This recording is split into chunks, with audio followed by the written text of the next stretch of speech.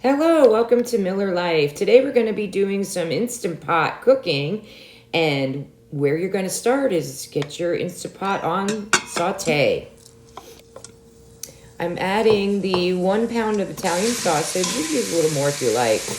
And then I'm going to start breaking it up and sauteing and browning the meat. I'm using my Pampered Chef meat separator, I guess it's called. I'm not really sure. Adding some onion, and now we're cooking it up. You can see when I get to the garlic, I'm only going to be putting this in until it's fragrant, or about 1 minute.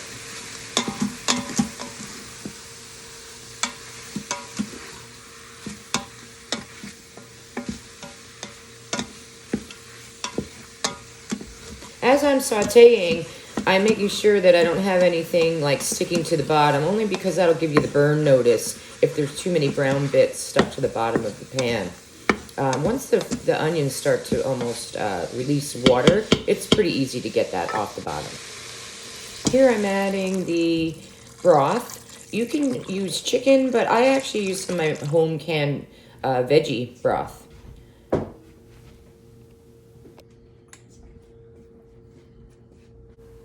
Now I'm adding in my dried oregano and some pepper and a little bit of salt, because the diced tomatoes, which I'm putting in, have a little bit of salt in them.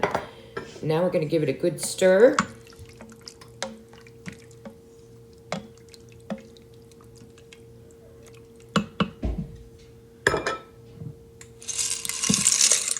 The pasta goes in last. And what you're going to be doing with the pasta is you're going to make sure you add that on top, and then you're just going to submerge it in the top of the water line. You want to try to get it all submerged so it cooks evenly, but don't get too crazy about it as far as, ooh, one little piece is sticking up or something. And that's it. A little note about the pasta: don't stir it all the way into the bottom, because it will burn to the bottom, and again, you'll get that burn notice. Make sure you put it on seal.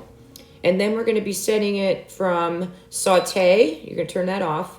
And then we're going to do manual for 4 minutes.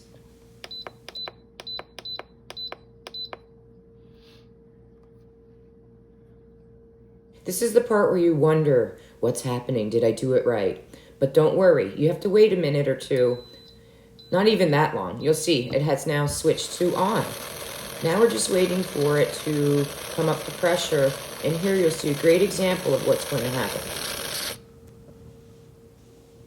All right, the pressure has popped up. Now we're just going to begin counting down 4 minutes. It'll come down in 4 minutes, and then it'll come to L and start a countdown. That means it's depressurizing on its own. But for this recipe, we're going to be releasing the steam right away. And that's what's happening right now. Let all the pressure come away, the steam stop coming out of the top, and you're going to open your lid. We're going to give it a good stir. Now everything can be stirred all the way through. You don't have to worry, because now you're basically on a keep warm mode.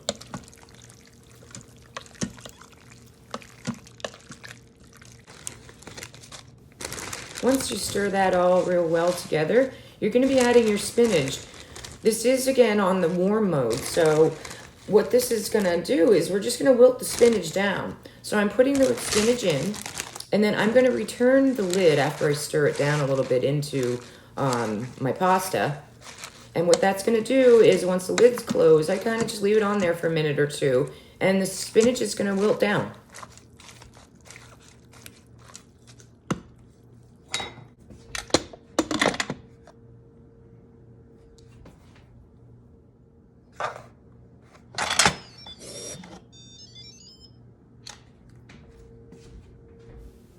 Here we are. Spinach is wilted down.